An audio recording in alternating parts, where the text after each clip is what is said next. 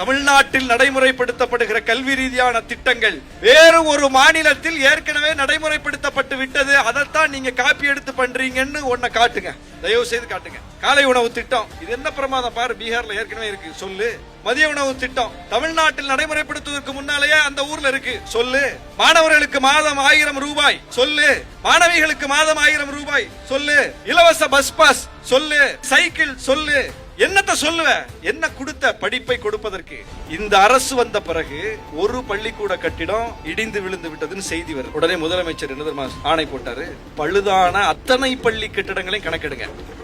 தமிழ்நாட்டில் நடந்துச்சுங்க, இதெல்லாம் நமக்கு தெரியல, இதெல்லாம் நம்ம பார்க்கிறதும் இல்ல. முதலமைச்சர் ஒரே ஒரு ஆணை, தமிழ்நாட்டில் பழுதடைந்திருக்கிற அத்தனை பள்ளி கட்டடங்களையும் கணக்கெடுங்க, அத்தனை இடிங்க. இடிச்சிட்டு ஒரே ஆணையில் அத்தனை பள்ளி கட்டடங்களை புதிதாக கட்டுங்க.